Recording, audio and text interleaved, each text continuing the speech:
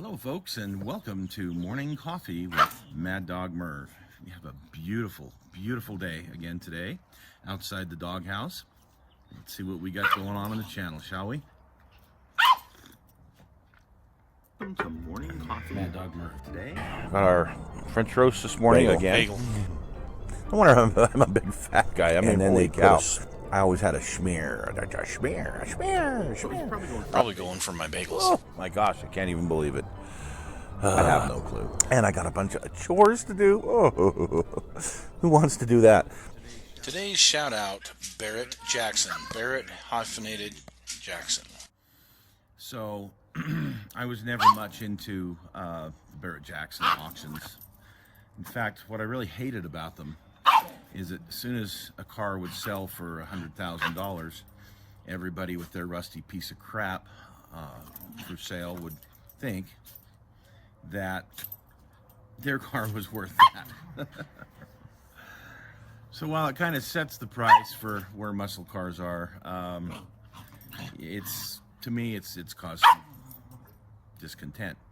Anyway, last year, a year ago, 2 years ago, I guess, they purchased, they've got Little Red, which is a 67 Mustang Shelby, EXP 500, the only one in existence, and they've got the Green Hornet. And they've been telling the stories of how they were found, but the backstories of what happened to them for all the years that the other owners had them. And I've really enjoyed listening to those stories and watching the restoration. When they did the restoration, they kind of went back through everything they did, and there's some great details, especially if you're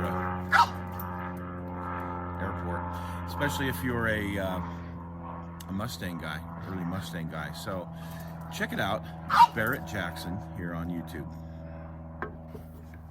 So I've got someone to introduce you to. This is Cookies. I wanted to name her Daisy. My daughter Anastasia wanted to name her Daisy. But her owner, her owner wants to name her Cookies. Yeah. And she's a fun little thing. She's a husky mix. And she's as cute as can be.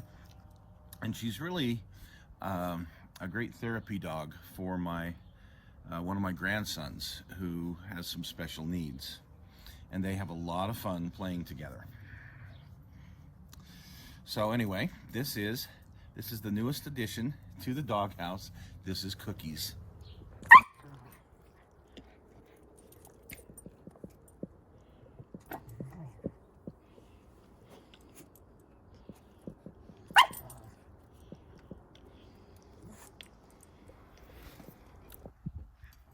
As you can tell, I'm a dog lover. It's just how it all fell in for me. So,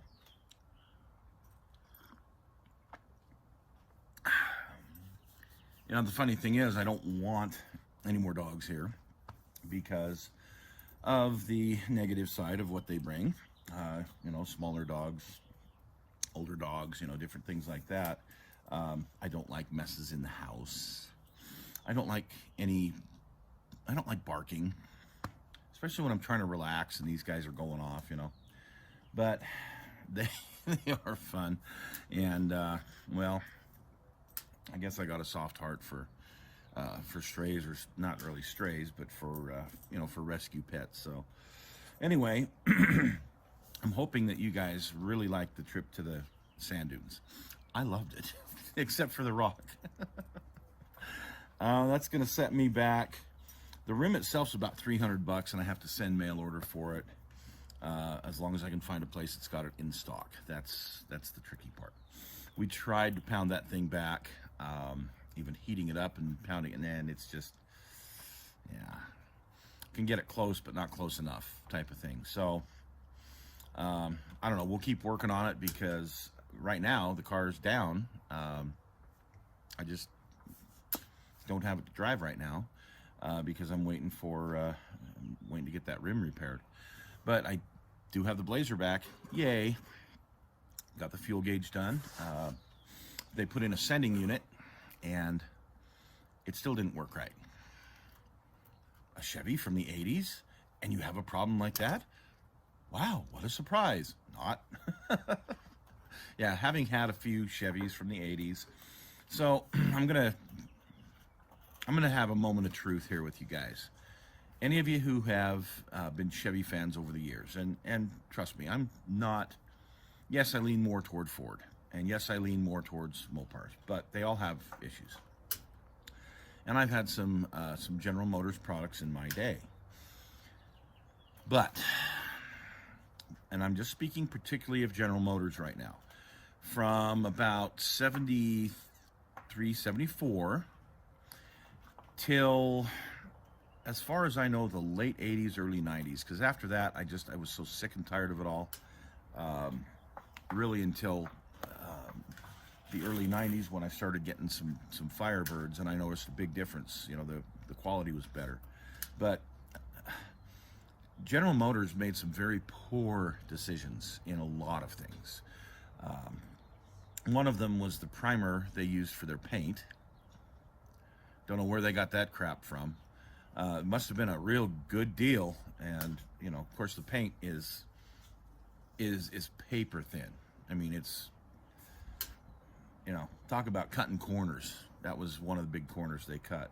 So even back in, once it was 76, my dad had a Chevy Malibu wagon. Yeah, I think it was 76. They had vehicles provided to them at the place my dad worked because he was a salesman and he had like 11 Western states to cover. So they always had Fords. They always went through Fords. One year they decided to go through Chevy, and we had this Chevy Malibu wagon. And then the weird curve of the back was horrible to begin with. Having the antenna in the windshield was a poor idea. I remember the reception on that thing was horrid compared to his Fords. I mean, you know, I grew up in them. So there was a lot of things I didn't like about this wagon from the get-go. But after a year, the paint was falling off. After a year. Fortunately, they made the salespeople 70,000 miles or 2 years, whichever came first. And Dad had to turn the vehicle back in and got a Ford wagon. Yeah. The quality was just horrible during that period of time we were talking about. So what's my Blazer? It's in that time period, yeah. And yes, it still has the original paint. What's left of it? You know, the like 1/3 of the vehicle that it's still sticking, that it's all faded. Yeah, it's still there. That's why the Blazer looks so hideously bad.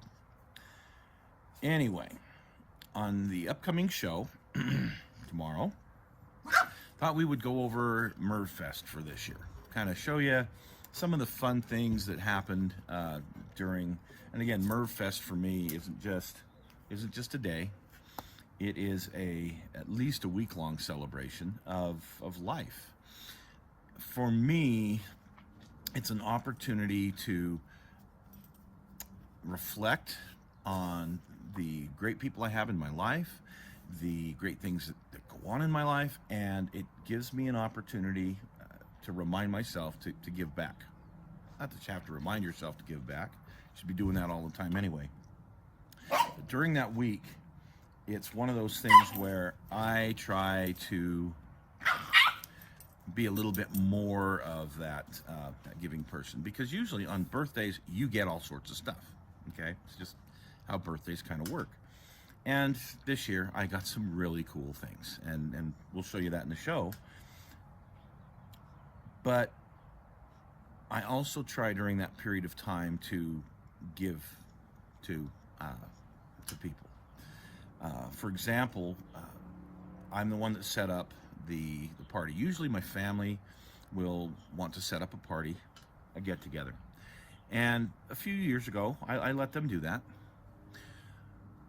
But what I like to do is, okay, if you guys want to set it up, but Dad's going to pay for everything. I am going to buy all the stuff. I'm going to get all of the things that we need for the party. You know, I don't want someone to have to, you know, I want to be the person to thank the family, for all they do, or my friends for what they do. And so I've tried to live by that, the past decade or so, just really, emphasizing that it's a time for me to show my gratitude for my friends and family, if you will. So anyway, tomorrow we're going to cover what we did at Merfest, and then we're also going to do the walk around of the Blazer since I got it back, and I'm starting on it already. I'm making some changes because that's just the way I am. I get something like that, the things that I don't like, I get on immediately so that I can at least enjoy it to a certain point, and then we'll get working on the more long-term, repairs and things. I've already had one of my sons contact me, and he says, hey, we need to get back to Eureka. I know there's some things you didn't get to see. Let's go. So here in the next week or so, I'm headed back down there, and this time we're going to go off-road. Looking forward to that. The piece on sprue glue that we did. Now, I know Kit Hoarder Stash should be more about kits than builds and other things, but some of these pieces just kind of don't fit really anywhere else really well, so that's why I decided to put them in the Kit Hoarder Stash. And while I still have a lot of stuff to review, sometimes I just have a hard time getting it all dug out, and I only buy so many new kits. There's some months I don't get anything new, and then there's some months that I'll get 3 or 4 pieces that are new. So the thing on sprue glue came about because I'd never heard of it. One of our viewers says, hey, have you reviewed sprue glue? No, I don't know where to buy it. Never heard of it. And he says, yeah, make it, you don't buy it. Oh, okay. So I was intrigued, did some investigating, and I thought, oh, we got to try this. So I made up a batch, and you'll see in the video tomorrow. You saw in the video, that was the other day. Oh my gosh. You see in the video that it does take a little bit of time to melt all that plastic, but I've been using it more and more and more, especially with some of my scratch building that I've been doing on these convertible Mustangs I've been working on. I'm actually really into this sprue glue now. Stop flying in the air. Pardon me. So with the sprue glue, I'm finding that there's some little minor imperfections and gaps that normally I would have to fill or do something with, because no other way I can get it. That this is doing a good job with it. It also is really good at melting the putty. So if you have to use some putty, you mix some putty in with it, and it makes it even thicker. And I'll use that as kind of a slather, for filling gaps. So good stuff. I really appreciate Chuck, who made that all possible. So folks have got some great ideas, and whenever you get ideas, just throw them my way, because I'll tell you what, I'm open to anything. I'm open to looking into any of this kind of stuff. So let's see, we've got tomorrow will be Merfest and a walk around of the Blazer. I don't know what we've got on the stash. Sorry. We might have. I think this might be the week that I do that 78. I think it's a 78. Anyway, it's a Chevy truck that's come out, and yeah, I like it. That's why I got it. So I think that might be the stash this week. So anyway, hope you folks are enjoying this beautiful May weekend. Hard to believe we're this far into the year. I remember what we were all doing a year ago, and I can't believe how quickly time is flying these days. Wow. But on a bright note, I got to get the lawn mowed today. I watered yesterday morning, and it was just hopelessly blah, yeah. But I am going to get some mowing done today. The backyard's starting to come back. It's not where I want it to be, but it's starting to look a whole lot better. The front is just beautiful. It's good. And I'm getting flowers coming out now. So yay for me. Have a great week, folks. Stay safe. And, well, check out Merv Fest tomorrow. Take care.